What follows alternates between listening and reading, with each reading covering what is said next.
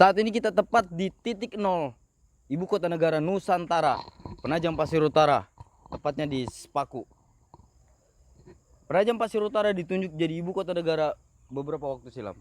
Dan hari ini progres pembangunan ibu kota negara sedang berjalan. Kepastian bagaimana proses perjuangan pemerintah kita untuk membangun titik baru untuk negara Indonesia, terus kita kawal sejauh mana proses ini berjalan.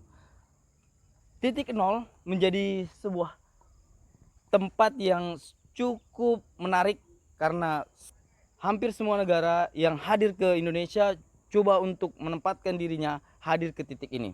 Tidak hanya itu, seluruh masyarakat Indonesia dari Sabang sampai Merauke sudah hadir melalui perwakilan-perwakilannya datang ke titik ini. Titik nol. Dan hari ini kita ada tepat di posisi pusaran titik nol yang menjadi titik utama ibu kota negara Nusantara. Kita akan lihat bagaimana proses pembangunan ibu kota negara dan seberapa serius pemerintah Indonesia dalam proses pembangunan ibu kota negara. Ikuti terus Sampul Said dan jangan lupa sebarkan informasi ini sebagai nilai edukasi buat kita secara keseluruhan. Jangan lupa like and subscribe.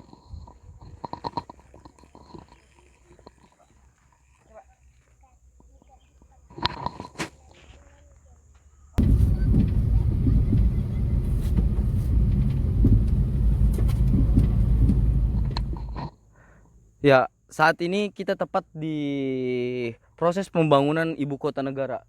Di belakang kita tepat beberapa alat berat yang beraktivitas, baik itu banyaknya truk-truk dan akses saat ini merupakan akses jalan menuju titik nol yang baru saja kita lihat tadi, dan aktivitas-aktivitas ini terus terjadi di setiap harinya, bahkan rutinitas kegiatan proses IKN terus berjalan sampai saat ini. Dari sisi belakang kita, dari kejauhan kita bisa melihat beberapa alat berat dan juga beberapa truk dan akses jalan, alur jalan yang sudah mulai terbentuk, dan ini bisa kita lihat juga dari sisi sebelah kanan kita bahwa ada beberapa alat berat yang memang bisa kita lihat bersama bahwa memang kondisinya proses pembangunan ibu kota negara terus berjalan, bahkan proses ini terus berjalan dengan memaksimalkan potensi-potensi masyarakat di sekelilingnya atau masyarakat di wilayah ibu kota negara atau di IKN, dan beberapa jumlah pekerja yang dari luar daerah yang baru belakangan ini cukup jadi perhatian karena akan banyak jumlah pekerja yang akan hadir di ibu kota negara Nusantara ini, yang hari ini juga bertepatan dengan kondisi akan dilaksanakannya pemilihan atau pesta demokrasi di tahun 2024. Proses ini juga berjalan sembari penyelenggara kemudian memetakan jumlah pemilihnya. Proses pembangunan ibu kota negara juga terus berjalan. Dari belakang kita bisa kita lihat rutinitas aktivitas masyarakat juga terus berjalan dari seluruh komponen, dari pembangunan titik nol, dari pembangunan istana, terus kemudian pembangunan istana wakil presiden, dan beberapa kementerian-kementerian yang hari ini sudah diprogres. Oke, teman-teman bisa lihat dari di sebelah kita ada beberapa alat berat juga yang saat ini sudah standby sembari membangun beberapa akses jalan yang memang nantinya akan menjadi tempat titik-titik. Bisa kita lihat kondisi ibu kota negara masih dipenuhi oleh pohon-pohon dan tanaman-tanaman yang memang sudah ditanam, hutan produksi. Teman-teman bisa ikuti terus proses pembangunan ibu kota negara di channel Sampul Said. Jangan lupa sebarkan informasi ini dan jangan lupa like and subscribe plus komentar apa saja yang mesti kita bantu publikasikan di tengah-tengah masyarakat kita terkait tentang ibu kota negara. Saat ini kita lagi di wilayah proses pembangunan Istana Wakil Presiden. Tepat di sebelah kanan kita saat ini proses pembangunan Istana Wakil Presiden. Ini dalam proses pembangunan juga. Ini kita bisa lihat langsung karena kita nggak bisa turun langsung, jadi ini tampak dari luar. Ini membuktikan bahwa saat ini pemerintah pusat benar-benar serius untuk menyelesaikan tanggung jawab dalam rangka membangun ibu kota negara Nusantara.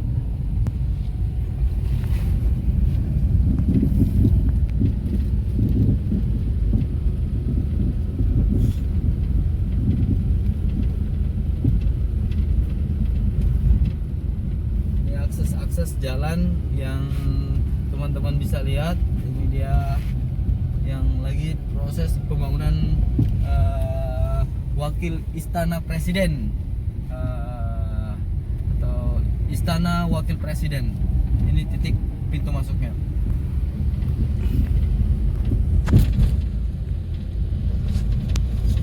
Dan beberapa wilayah-wilayah sebelah kiri dan sebelah kanan kita juga terdapat beberapa bangunan-bangunan yang nantinya atau tanah-tanah ini akan dibangun beberapa bangunan untuk keperluan negara,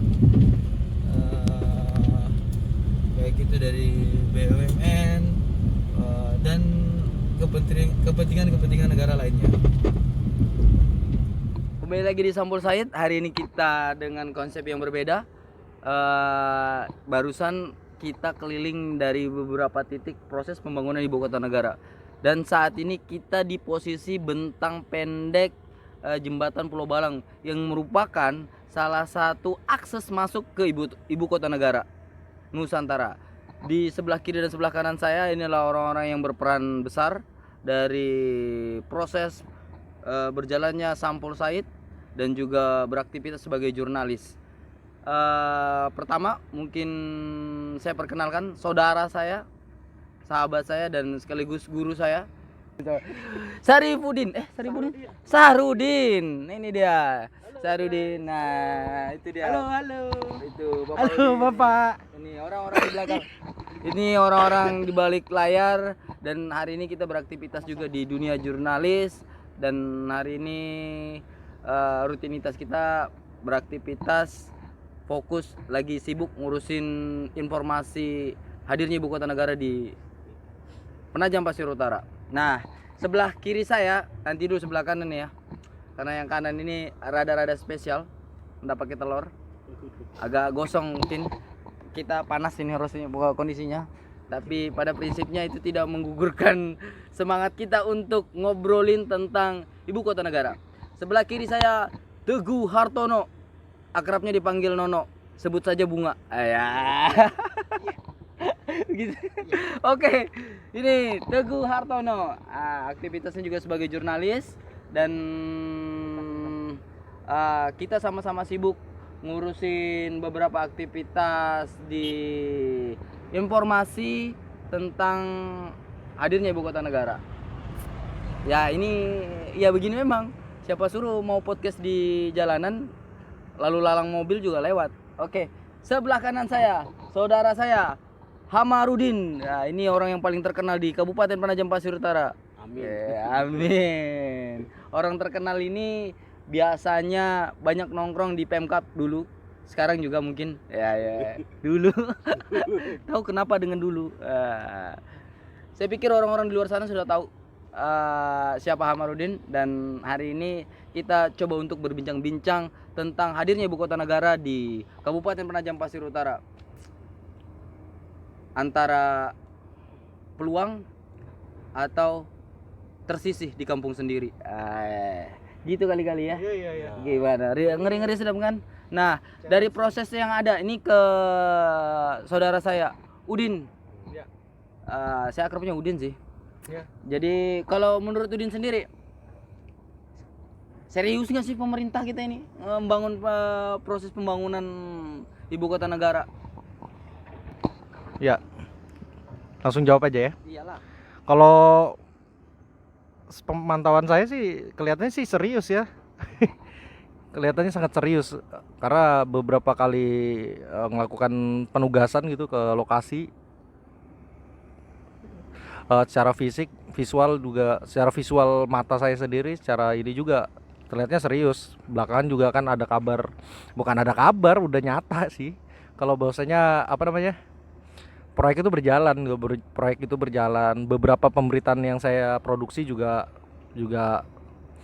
menggambarkan proyek itu berjalan. Apalagi kan ada ini 22 tower untuk pekerja IKN yang akan diisi puluhan ribu pekerja untuk mempercepat progres pembangunan istana negara dan sejumlah kantor-kantor kementerian. Ya, itu juga pasti kan nggak mungkin bercanda lah pemerintah. Apalagi tahun ini kan Kementerian Keuangan juga saya pantau di beberapa pemberitaan media nasional juga melihat ada kucuran anggaran cukup besar, bukan cukup besar lagi, fantastis tuh 23 triliun. 23 triliun itu nggak sedikit loh. Nggak sedikit sekali tuh untuk tahap awal ya di target pengerjaan 2023 tahun ini. Nah, itu sih yang saya lihat untuk di tahun ini, progres tahun ini, termasuk juga secara visual yang saya lihat juga fix kayaknya progres berjalan gitu. Itu aja sih. Sementara yang artinya yakin ya IKN akan tuntas. Saya ya secara jujur saya bisa bilang itu yakin sekali karena aku juga ngelihat secara fisik kan di lokasi, bahkan hasil pemberitaan saya juga terus update juga ngelihat, memvisualkan suasana kegiatan project IKN itu sendiri di lapangan seperti apa. Seperti itu sih, nggak ada keraguan-raguan lah kalau untuk saya sendiri, itu aja. Oke, mantap. Tidak ada keraguan-raguan dari saudara Udin. Nah, ini orang yang punya profesi di dunia jurnalis dan melihat langsung kondisi di lapangan, bagaimana progres dan bagaimana opini-opini di masyarakat terkait tentang hadirnya ibu kota negara. Kalau Teguh Hartono sendiri memandang hadirnya ibu kota negara ini, menurut kamu gimana sih? Gimana, Bung Nono? Ini orang yang di balik layarnya Sampul Said juga ini. Sejauh ini masih pro dan kontra ya, masih ada. Cuma kalau di awal 50-50, kalau sekarang sudah ya 70-30 lah kalau menurut saya. Keyakinannya ya, artinya presentasinya sudah meningkat. Ya, yang pro dengan pemindahan IKN sudah meningkat lah. Ya. Apalagi tadi? Bicara tentang masalah opini di publik. Opini di publik, masyarakat senang kok dengan adanya pemindahan IKN. Di 70% itu, 30%-nya saya susah dapat. Yeah. Mantap. Oke, ini menarik ya kalau bicara tentang masalah presentasi. Satu, hakul yakin ya. Hakul yakin karena juga melihat kondisi di lapangan bagaimana progres pembangunan ibu kota negara. Dan perlu kita tahu di belakang kita ini lagi ada proses pembangunan pelabuhan logistik IKN. Teman-teman bisa lihat dan mungkin suaranya agak kedengaran tuh aktivitas alat berat di belakang kita. Nah, sebelah kanan saya adalah saudara saya Hamarudin. Ini yang punya penajam, yang punya banyak tanah ya. Apa ini yang ditanya? Nah, menurut kamu gimana sudut pandang kamu sebagai jurnalis sendiri mandang wilayah Kabupaten Praja ditunjuk jadi ibu kota negara, seberapa serius ini barang? Ya, saya lihat sih memang sudah cukup serius. Beberapa kali ke sana pasti ada perkembangan yang lebih maju lagi gitu. Nah, jalanannya apanya itu semakin meningkat. Sebenarnya bagus-bagus aja. Bagus-bagus saja ya. Iya, semakin pesat lah. Sudah bisa dilihat nyata. Bangunan sudah ada, apa tempat-tempat sudah ada. Terus rajin dikunjungi pejabat lah tentunya. Iya. Serius.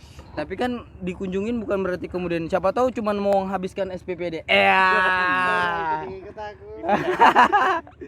Siapa tahu cuma mau bagi dong SPPD-nya dibagi dong. Ya. Pak, jangan cuma jalan ke IKN cuma untuk Begini, gimana? Pekerja penajam itu yang harus lebih ditingkatkan, Oh, jangan oke. kebanyakan dari luar gitu lah. Karena kita lihat kan, Banyak keluhan itu.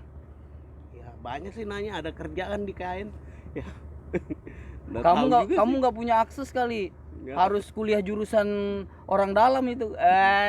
termasuk ini juga kebanyakan kan orang dari kita itu kebanyakan mau masuk badan otorita aja namanya Bisa gitu hilang ya? sendiri gitu, Namanya nah. hilang sendiri. Walaupun pada prinsipnya ada beberapa putra daerah kita yang memang sudah coba masuk ya. Iya. Ya, cuman ya hari ini kita Nggak belum lolos lihat. seleksi gitu. Ada juga yang lolos, ada yang tidak. Nah, Sedih-sedih juga sih lihat. sedih. Sedih. Nggak nangis loh. Nggak lah. Oke, selanjutnya Bapak Udin tadi. Apa tadi Bapak Udin? Tadi kan si Nono bilang bagi dong Pak. Ya sebenarnya bukan masalah ini sih apa finansialnya, cuman lebih ke ini. Kita ini kan yang berada di wilayah yang terdekat, bahkan kita memang orang yang akan menjadi warga IKN barangkali ya. Ya jurnalis yang setiap hari ngotot, bahkan bukan ngotot lagi ya kalau bisa bilang hari-hari IKN aja garapan kita. Masa ini ada Erwin lah baru datang. Masuk nggak sih nge-frame? Masuk lagi nih. Masih nge-frame nggak? Masuk. Oke, lihat ya, kepantau ya. Iya, jadi gini, kadang-kadang pemerintah pusat ini mohon maaf ya. Kita ini kan kadang perlu juga nih akses yang lebih mudah terkait perkembangan ibu kota negara gitu. Bagaimana kalau kita mau ibaratnya mau update dan kita juga membuka informasi seluas-luasnya dan meyakinkan publik secara luas-luas juga, bukan hanya publik lokal gitu, nasional bahkan tapi internasional, karena kan kepentingan investasi juga akan dikembangkan di kawasan IKN ini juga kan. Karena kalau kita semakin gencar mengupdate IKN ya berarti kan semakin gencar juga meyakinkan publik internasional untuk meyakinkan publik dunia gitu kalau misalnya Indonesia nih yakin nih pindah ke mana? Pindah ibu kota negaranya. Jadi bagaimana caranya kita ini juga punya peran penting, dan pemerintah juga mungkin badan otorita juga harus punya tempat gitu untuk kita untuk memberikan ruang kepada jurnalis lokal yang ada di PPU ini sendiri, Penajam Pasir Utara, untuk bisa mengembangkan dan menyebarluaskan update informasi perkembangan IKN itu aja sih. Iya, keterbatasan ya. Belakangan ini kan menariknya kita juga apa-apa juga butuhnya malah justru lembaga negara yang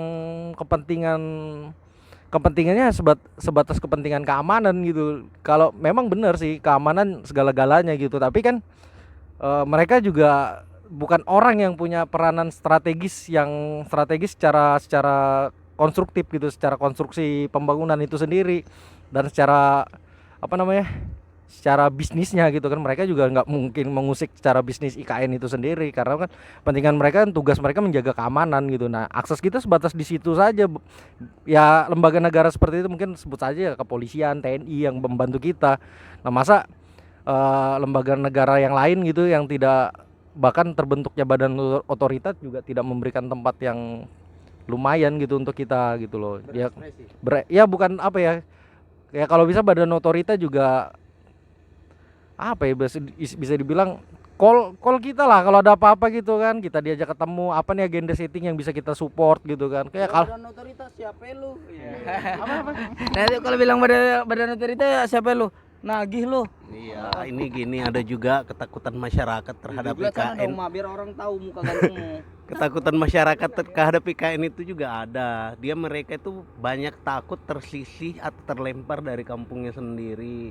Selain itu juga saya dengar dari masyarakat ada sebagian angka kriminalitas itu makin tinggi kan. Biasanya makin ramai itu kan biasanya kadang kejahatan apa itu sering makin banyak lah kayak di kota-kota besar. Kalau udah Kaltim gimana nih buat keamanannya kan? Iya, meningkatkan lah aja lah. Ya, ini saya bilang gini loh ya. Banyak ketakutannya ya itu. Semakin banyak orang, itu konsekuensi logis yang mesti kita terima kalau bicara tentang makin banyaknya penduduk, akan ada peningkatan kriminalitas di lingkungan kita ketika kemudian jumlah penduduknya banyak. Itu konsekuensi yang kemudian kita bisa terima ya. Itu Terlepas dari ketakutan mereka. kalau ketakutan ini konsekuensi yang mesti kita terima karena kita ditunjuk oleh negara, daerah kita ditunjuk jadi negara. selebihnya plus dan minus itu saya pikir ya negara juga nggak serta merta ya kemudian menunjuk ke ibu kota negara itu ada di Penajam Pasir Utara dengan segala pertimbangannya. Namun ini mesti dicatat. Yang pertama jangan sampai kemudian semangat teman-teman di daerah menangkap perjuangan ini bukan hanya sekedar hiporia semata. Nah, ini yang kemudian yang jadi ketakutan kita. Ada di sebelah kiri saya paling ujung itu ke Erwin kali. Erwin. Untuk Bang Erwin dipersilahkan. Nah, Win, kamu mandang sendiri ibu kota adiknya ibu kota. Serius nggak sih ini sebenarnya? Kalau Apa yang kamu harapkan? tentunya banyak harapan ya terkait ibu kota ini. Harapan yang pertama itu pemerintah ini memperhatikan SDM dan memberikan ruang kepada pemuda-pemuda lah khususnya. Selama ini kan saya lihat masih kurang lah, dan itu dibuktikan dengan banyaknya masyarakat PPU yang diberikan pelatihan, namun sejauh ini kemungkinan belum banyak yang terakomodir di bidang yang sudah diberikan pelatihan itu. Terus terkait pelaku usaha di PPU sendiri, mungkin ke depan bisa diakomodir yang kecil-kecil yang mereka mampu kerjakan. Itu kan mampu meningkatkan roda perekonomian daerah, dan kalau pelaku usaha lokal itu yang dilibatkan tentunya pasti akan turut menyertakan tenaga kerja lokal. Keren jago lu. Ya ketua HIPMI harus. Nah, sebenarnya menarik nih. Erwin ini orang yang paling sulit untuk diminta, tapi begitu ngobrol cair juga, menarik dan berbobot. Nah, kita berharap apa yang hari ini menjadi semangat masyarakat yang hari ini kita tuangkan dalam sebuah tulisan, video, dan karya jurnalis yang kita hadirkan itu bisa ditangkap. Tidak hanya sekedar dongengan. Jadi sekedar dongengan. Kenapa sih bilang dongengan? Karena teriakan-teriakan tentang tidak jadi penonton di kampung sendiri itu udah dari awal, dan harusnya pemerintah itu menangkap apa yang kemudian jadi semangat ini sehingga apa juga yang diharapkan masyarakat bisa terwujud. Itu hal penting saya pikir. Nah, oke, sebelah kiri saya yang paling cuanti nemen. Dian Mulyasari. Ya, apa nih yang mau ditanya? Kamu mau tanya perspektif kamu memandang sebuah ibu kota negara dengan konsep bagaimana negara ini, wah. Beratnya, Bang. Enggak. Aku mau lihat pandangan kamu sebagai jurnalis di PPU, keseriusan pemerintah ini sejauh mana biar masyarakat kita juga tahu bahwa ini nyata, ini terjadi dan proses pembangunannya itu ada. Kayak apa menurut kamu? 100% yakin aku. 100% yakin Yo, ya. karena Bukan karena kamu masyarakat PPU terus kemudian kamu katakan itu yakin. karena beberapa kali pejabat tinggi datang ke ibu kota negara kita kan. Nah, ya udah dengan melihat keseriusan mereka kan, berarti udah sampai sini aja Udah bisa dilihat gitu. pemerintah pusat udah menggelontorkan banyak anggaran kan, nggak mungkin lah berhenti. Tapi kita nggak tahu ya nanti kalau pemimpin negara kita ganti atau gimana perubahan kebijakan lagi, kita juga nggak ngerti. Semoga meskipun ganti presiden, pembangunan ibu kota terus berlanjut. Itu aja sih harapan. Wah, keren juga lu Yan. Ini menarik. Dari kacamata politik berarti ini ya, bahwa ada efek besar ketika kemudian nanti rada cadel ya. Ada efek besar ketika kemudian nanti ibu kota negara pindah atau proses pemilihan itu terjadi, berganti pemimpin terus kemudian berganti konsep. Ketakutan ini juga jadi ketakutan masyarakat kita, baik itu masyarakat di PPU ataupun masyarakat di luar sana. bisa Jangan- buang anggaran juga kalau Iya. sampai dihentikan. Kalau sampai dihentikan, artinya Karena sudah di dalam undang-undang, masa mau dihentikan? iya. Undang-undang ganti. bisa dirubah. Undang-undang itu bisa diganti loh. Tapi kan butuh proses yang panjang dan pertimbangan yang cukup panjang dan cukup matang, dan itu ada tarikan-tarikan politik yang memang saya pikir ya saya bukan tipe kalau orang yang hari ini, saya pribadi nih sudut pandang saya tidak melihat artinya pemimpin-pemimpin kita gini sulit apapun, sejelek apapun orang di luar sana menyampaikan yang baik atau yang buruk, hari ini orang tua kita di sana pasti pengen menancapkan sejarahnya yang terbaik, bukan hanya bicara tentang sesuatunya, tapi juga bicara bagaimana proses itu berjalan dan ada sejarah yang ditorehkan. Nah, terlepas dari itu semua, saya sedikit sampaikan bahwa dari proses yang kita lihat ada beberapa proses pembangunan dari jalan, dari akses, bahkan pemenuhan logistik diupayakan. Contohnya, saya ulangi lagi, di belakang kita itu ada pelabuhan yang insya Allah akan digunakan untuk logistik IKN. Kira-kira begitu. Apa yang teman-teman? Ini ya bang, di sini. Iya, Ini. itu yang di belakang tuh.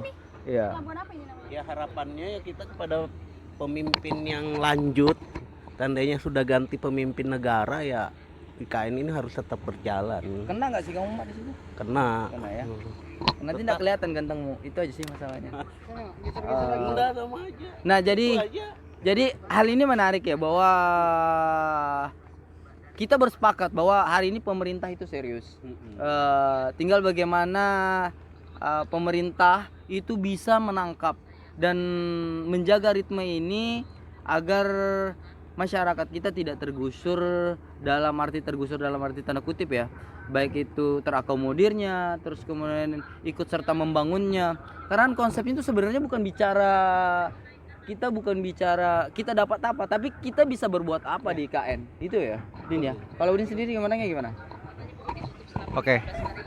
Kalau bisa dibilang kita berbuat apa untuk IKN, ya produktivitas kita tentang IKN ya udah banyak, itulah yang kita lakukan untuk IKN. Iya. Kalau ditanya, aduh, saya bukan merasa paling berjasa lah untuk IKN, Iya. tapi patut diakui kalau saya cukup berjasa untuk IKN, untuk update-update tentang IKN. Iya. Nah, Masa- hari ini bagaimana pemerintah melihat kita untuk ya peduli dikit lah, Itulah. Pak. Iya. Iya, peduli. Ya itulah. Ya kita nggak berharap diberikan penghargaan atau apa gitu kan, tapi kita diberikan kemudahan untuk akses saja itu udah oke banget. Hari Akses ini belum didapat ya? ya belum secara utuh, belum secara penuh, kayak kita akses untuk berkomunikasi secara baik juga kurang dapat. belum dapat, apalagi yang berkaitan Jaringannya belum mantap kali. sudah mantap sekali, memang bongkar pasang. Iya.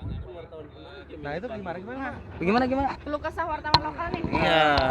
Kebanyakan juga paling yang kita kalau ke IKN itu fasilitas dari Polres aja kebanyakan. Kebanyakan ya. Iya. Kan fasilitas Polres ya. Kalau fasilitas dari Pemda atau apa itu kan kurang juga. Kebanyakan juga kalau ada pejabat kayak presiden berkunjung, justru kita agak sulit tuh. Dia kebanyakan bawa wartawan dari luar. Kita ngurus sendiri Itu sudah masalah. Dan kita coba untuk memberikan informasi bahwa hari ini PPU baik-baik saja. Dan kita adalah orang-orang yang hari ini punya tanggung jawab besar ikut serta menjaga stabilitas daerah ini dan IKN lancar. Seyogyanya kita juga dapat perhatian. Kami tidak meminta, tapi pada prinsipnya perhatian itu bagian dari semangat teman-teman di daerah. Bukan hanya kami di teman-teman jurnalis, tapi juga di masyarakat, pemuda-pemuda PPU dan semua kalangan yang hari ini pengen berbuat dan pengen menancapkan sejarah terbaik dalam rangka menyambut ibu kota negara. Kira-kira gitu Din ya. Ada tambahan lagi ya? Cukup Mak. Oke. Kita garap di studio lagi kan. Nanti kita akan kita observasi lagi. Nanti kita akan bahas tuntas di studio untuk perkembangan ibu kota negara. Ikuti terus Sampul Said, jangan lupa like and subscribe dan tonton videonya, bagian dari bentuk mendukung konten-konten positif. Lawan konten negatif dengan menciptakan konten-konten positif. Mantap. Billahi taufiq wal hidayah. Assalamualaikum warahmatullahi wabarakatuh. Waalaikumsalam.